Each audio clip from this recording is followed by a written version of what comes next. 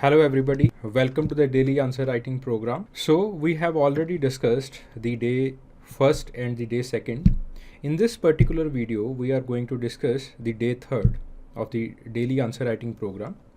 इसके अंदर क्या किया जाता है कि आपको सवाल जो है वो कम्युनिटी पोस्ट के थ्रू दे दिया जाएगा यूट्यूब चैनल पे ही, एंथ्रोशाला के ऊपर ही, और आप जो जवाब लिखोगे उसको आप सेल्फ एवेल्यूएट कर सकते हो। उसके जो स्ट्रक्चर है, उसका जो कंटेंट है, उसको आप सेल्फ एवेल्यूएट कर सकते हो with the help of the guidelines that I am going to give you in the video. So currently we have been running these two programs. The first is the Anthropology Foundation batch. It is the 360 degree program जिसके अंदर आपको answer writing भी करवाई जाती है, weekly test भी दिए जाते हैं और टेस्ट सीरीज़ भी इसी के अंदर इंक्लूडेड है. इंटीग्रेटेड प्रोग्राम है और शुरुआत से सब कुछ जो है वो पढ़ाया जाता है. And along with this we have the revision cum answer writing program. ठीक है, so you can download the O2IAS Academy app, वहाँ से आप इन प्रोग्राम्स को चेकआउट कर सकते हो. So we will move forward towards the day third. So the first question of the day third, it was discuss the conceptual differences between Malinowski's functionalism and Radcliffe Brown's structural functionalism. देखिए, ऐसे सवाल जो हैं वो अक्सर सब लोगों को आते हैं, ठीक है, लेकिन दिक्कत क्या आ जाती है, दिक्कत इन सवालों के अंदर ये होती है that how to structurize your content. अपने कंटेंट को स्ट्रक्चराइज कैसे करें. तो लोगों को, बच्चों को जो है वो स्ट्रक्चराइज करना नहीं आता कंटेंट. तो वो क्या करते हैं, जो भी दिमाग के अंदर आ रहा होता है वो पॉइंट्स बनाने की कोशिश करते हैं. ज़्यादातर 80% जो बच्चे हैं वो क्या करेंगे, ऐसे क्वेश्चन को वो लाइन ड्रॉ करेंगे बॉडी पार्ट के अंदर और यहाँ पे इस तरह से पॉइंट्स जो है वो लिखते जाएंगे. There is nothing wrong in this. इस पर्टिकुलर अप्रोच के अंदर कुछ गलत नहीं है, बट दिक्कत कहाँ पे आ जाती है that you in the final examination you have the time constraint. एक time constraint नाम की चीज़ होती है आपके final examination में, और एक space constraint नाम की भी दिक्कत होती है. और यहाँ पे एक कीवर्ड भी लिख रखा है conceptual differences. तो आपने सिर्फ conceptual और methodological differences को ही लिखना है यहाँ पे, कुछ और आपको लिखना नहीं है, कुछ और लिखना ज़रूरी नहीं है. ठीक है, सो आपको कंसेप्चुअल डिफरेंसेस को लिखना है और टाइम कंस्ट्रेंट को दिमाग में रखते हुए, स्पेस कंस्ट्रेंट को दिमाग में रखते हुए आपको इस आंसर को डिस्कस करना पड़ेगा. ठीक है, so rather than going by this approach, according to me, rather than going by this approach, just go in the paragraph format. ठीक है, कंसेप्ट को लिखिए और फिर आप अपने पॉइंट को सब्सटेंशिएट करने की कोशिश कीजिए with the help of case studies. ठीक है, उसी अप्रोच को हम देखने की कोशिश करते हैं that how it can be done. Again we will divide our answer in 3 parts. One is the introduction. In the introduction you have to introduce that okay, Malinowski's psychological or biopsychological functionalism, ये Malinowski ने कहाँ पे काम किया है. It has been the work, it has been done in the Trobriand Islanders. ठीक है, और जो आपके पास on the other hand जो Radcliffe Brown का structural functionalism है, it has been devised out of the Andaman Islanders. ठीक है, तो यहाँ से जो है इनके दोनों जो इनके स्ट्रक्चरलिज्म है, दोनों के जो कंसेप्ट्स हैं, दोनों की जो थ्योरीज हैं वो बनी है. ठीक है, now the body part. Body part के अंदर अब आप चीज़ों को लिखोगे कि है क्या चीज़. तो इसके अंदर आप लिखोगे कि जो मलिनोव्स्की का साइकोलॉजिकल फंक्शनलिज्म है या फिर जो मलिनोव्स्की का फंक्शनलिज्म है वो इंडिविजुअल की नीड्स के ऊपर ज़्यादा ध्यान दे रहा है. ठीक है, एक्सेसिवली इंडिविजुअल की नीड्स के ऊपर फोकस कर रहा है. विद द हेल्प ऑफ और थ्रू, नीड्स कैसे पूरी होती हैं, with the help of the institutions और द सोशल इंस्टीट्यूशंस. ठीक है जी, इस तरह से आपको जो है वो इस चीज़ को लिखना है. जैसे फॉर एग्जांपल अब आप जो है वो केस स्टडी लिखोगे, यहाँ पे एग्जांपल देके केस स्टडी लिखनी है. फॉर एग्जांपल जैसे coral gardens of the Pacific. Coral gardens of the Pacific. उसके अंदर मलिनोव्स्की अपने मैजिक के जो इंस्टीट्यूशन है उसको समझाते हैं कि मैजिक का इंस्टीट्यूशन जब वो किसी वॉयज के अंदर निकलते हैं या फिर जब वो जब वो उन्होंने क्रॉप को जो है वो ग्रो करना होता है, तो ग्रो करने के दौरान वो बहुत सारी मैजिक सेरेमनीज जो है वो परफॉर्म करते हैं। मैजिक सेरेमनीज परफॉर्म करने के साथ क्या होता है कि जो उनकी स्ट्रेस होती है वो रिलीव हो जाती है, वो ख़त्म हो जाती है। ठीक है, तो इस तरह से मलिनोव्स्की आपकी नीड्स के ऊपर जो आपके सोशल इंस्टीट्यूशंस हैं उनको 3 तरह से डिवाइड करते हैं। ठीक है, ज़्यादा इसके अंदर डिटेल में जाने की ज़रूरत नहीं है, बिकॉज यहाँ पे क्या पूछा है, कंसेप्चुअल डिफरेंस पूछा है, कंसेप्ट के ऊपर फोकस रखना है। ये तो आ गई मलिनोव्स्की की बात। मलिनोव्स्की जी कंप्लीट हो गए, पहला पार्ट आपका कंप्लीट हो गया। अब दूसरे पार्ट के ऊपर आते हैं। Now we will come to the second part. Second part है आपके पास रेडक्लिफ ब्राउन का। ठीक है, रेडक्लिफ ब्राउन के बारे में आपको जो है वो जानना है। अब रेडक्लिफ ब्राउन के बारे में आप जानना चाहते हो तो रेडक्लिफ ब्राउन के बारे में आप किस तरह से लिखोगे इन चीज़ों को, कि रेडक्लिफ ब्राउन का जो स्ट्रक्चरल फंक्शनलिज्म है वो सोसाइटी के स्ट्रक्चर के ऊपर ज़्यादा सोसाइटी के स्ट्रक्चर को स्टडी करता है। ठीक है, तो जो रेडक्लिफ ब्राउन का स्ट्रक्चरलिज्म है वो सोसाइटी के स्ट्रक्चर को, social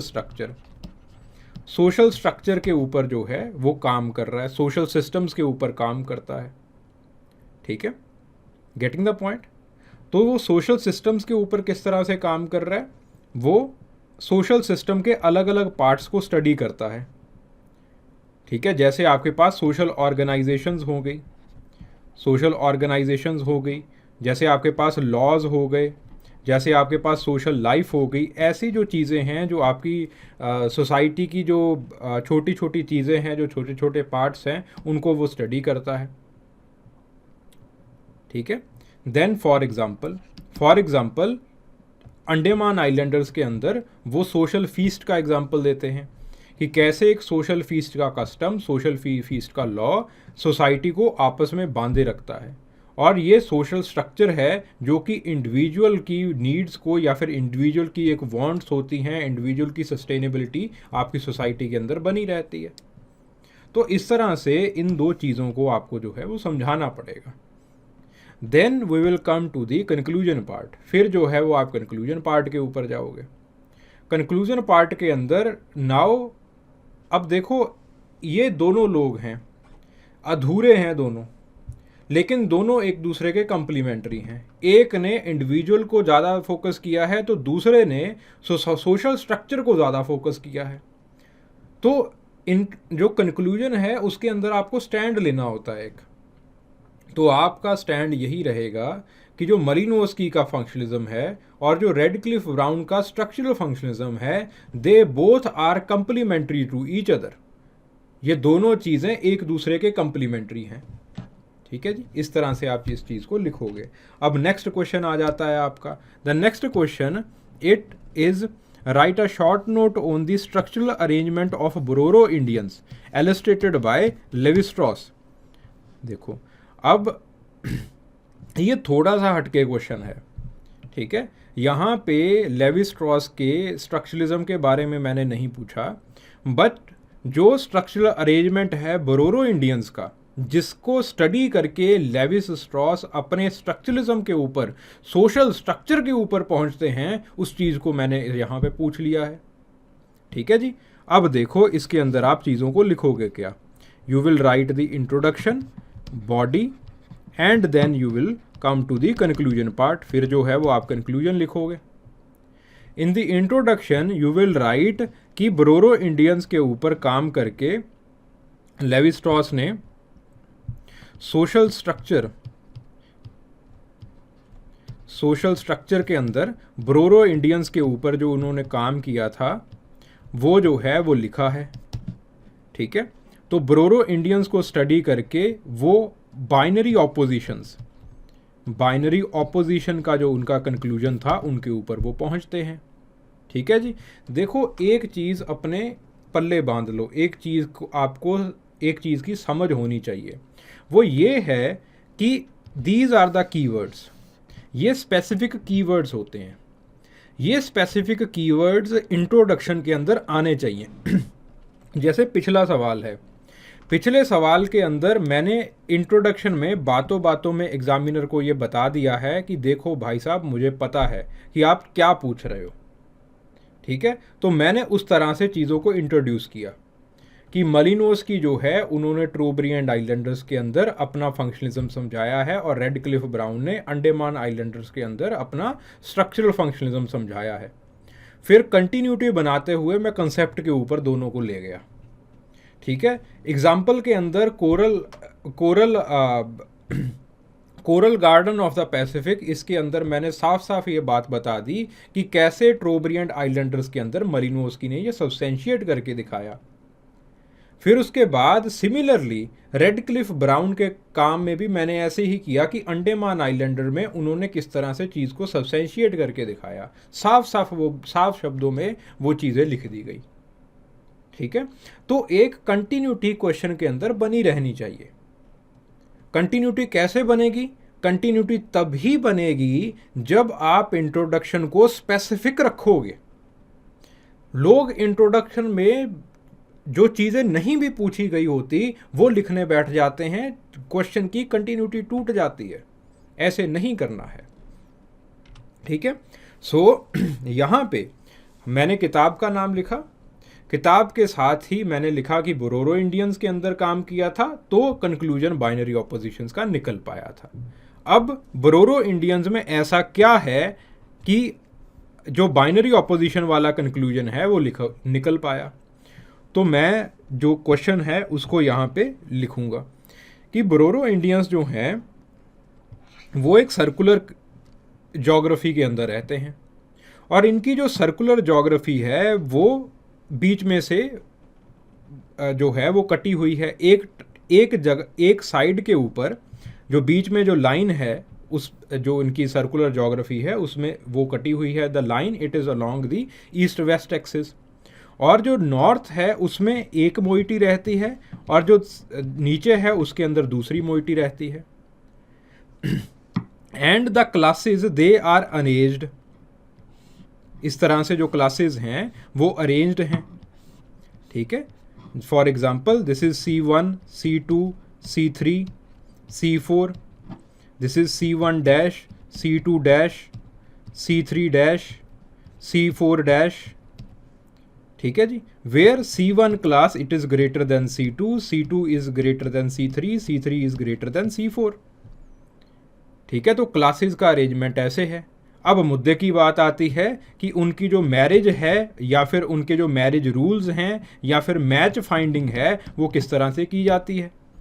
the match finding moiety 2 will marry the male of the moiety 2 will marry the male of moiety 1, the female of the moiety 1, but it will be in the same class. ये जो है वो same class के अंदर होगी, ठीक है। The marriage in the same class it is the conscious decision, but marrying in the other moiety it is the unconscious decision. Hence जो बाइनरी ऑपोजिशंस हैं वो आपके सब्सटेंशिएट हो जाते हैं। बाइनरी ऑपोजिशन पकड़ा था, बाइनरी ऑपोजिशन मैंने सब्सटेंशिएट करके दिखा दिया। इंट्रोडक्शन के अंदर क्रक्स आ जाना चाहिए, ऑलरेडी इंट्रोडक्शन के अंदर क्रक्स आ जाना चाहिए। अगर आप अच्छे मार्क्स चाहते हो कि आपके जो आंसर लिखा है उसको एग्जामिनर पढ़े, अच्छे से पढ़े, तो ऑलरेडी इंट्रोडक्शन के अंदर उसे क्रक्स दिख जाना चाहिए कि बच्चे को सब कुछ समझ में आ गया, अब ये सही रास्ते पे है, ठीक है। तो फिर उसे जो है वो मज़ा भी आएगा पढ़ने में। Then conclusion. देखो ऐसा नहीं है कि आपको अगर 3 पेज दिए गए हैं तो 3 पेज आपको भरने ही भरने हैं, ऐसा कोई कंसेप्ट नहीं होता है डिसिप्लिन के अंदर। डिसिप्लिन के अंदर टू द पॉइंट लिख रहे हो, मुद्दे की बात लिख रहे हो, that is more than sufficient, वो भी सफिशेंट है। सिर्फ do the justice to the question, जो आपसे पूछा गया है उसके साथ इंसाफ करके आ जाओ, बहुत है इतना, ठीक है। देन आपको जो है you have to write the conclusion, फिर उसके बाद आपको कंक्लूजन लिखना है, ठीक है। कंक्लूजन के अंदर यही लिखोगे कि हेंस जो आपके पास लेवी स्ट्रॉस हैं, ही सक्सेसफुली सब्सटेंशिएटेड। अगर आप क्रिटिसिज्म जो है लिखना चाहते हो, एक दो लाइन के अंदर क्रिटिसिज्म लिख सकते हो, कोई इशू नहीं है। कंक्लूजन के अंदर you will right hence Levi Strauss substantiated, कि किस तरह से जो है रैशनैलिटी को एंथ्रोपोलॉजी के अंदर यूज़ किया जा सकता है। This is how you will right. ठीक है जी, इस तरह से इस चीज़ को आपको लिखना है। देन उसके बाद अगला question, discuss the cultural evolution of L H. Morgan. L H. Morgan का कल्चरल एवोल्यूशन डिस्कस करना है and how it is modified by new evolutionist. अब now this question it is of 2 parts, 2 parts का क्वेश्चन है ये। ठीक है, पहले आप इंट्रोडक्शन लिखोगे। इंट्रोडक्शन के अंदर जो आपने क्रक्स निकाला वो आप जो है वो लिखने वाले हो। ठीक है, तो इसके अंदर आप लिखोगे कि एल.एच. मॉर्गन ने अपनी किताब, अपने वर्क इरोकोज इंडियंस के अंदर अपना जो कल्चरल, जो क्लासिकल एवोल्यूशन है या फिर कल्चरल एवोल्यूशन है, उसको लिखा है। बट फिर आपके पास आगे चल के 20th सेंचुरी के अंदर न्यू एवोल्यूशनिस्ट आए और उन्होंने एल.एच. मॉर्गन का जो एवोल्यूशनिज्म है उसको मॉडिफाई कर दिया।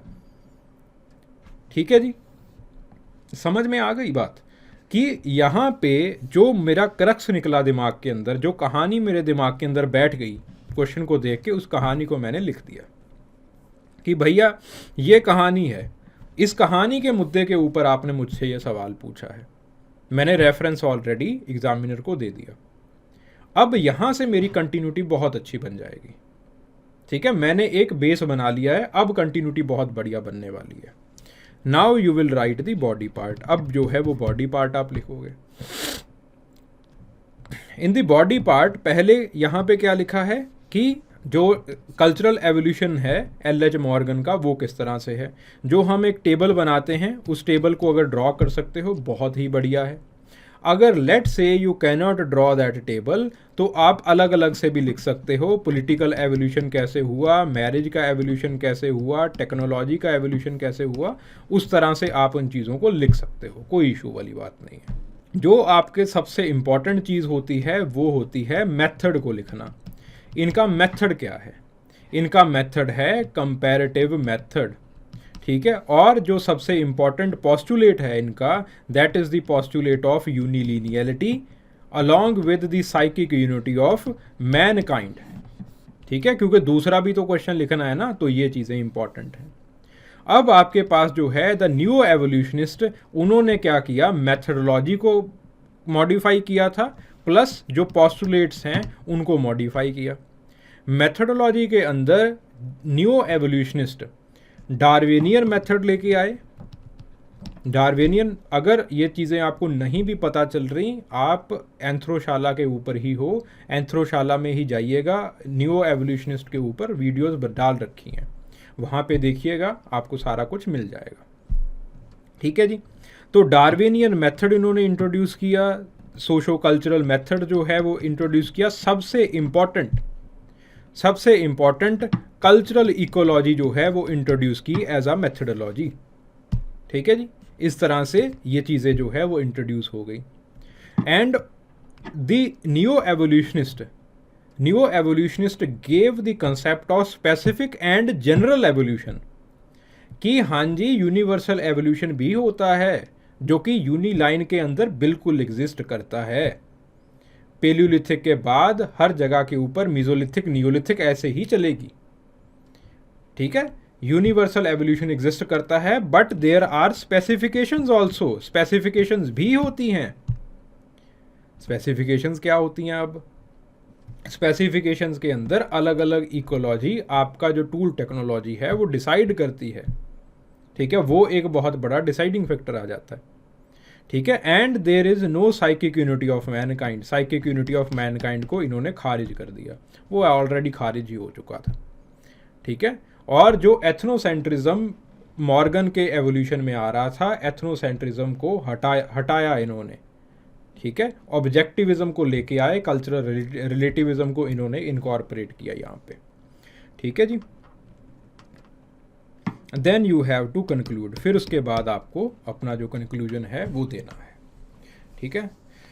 तो इस तरह से इन चीज़ों को आपको डिस्कस करना है। Hope this video it would have added certain value to your answer, to your preparation that you are doing. Thank you very much.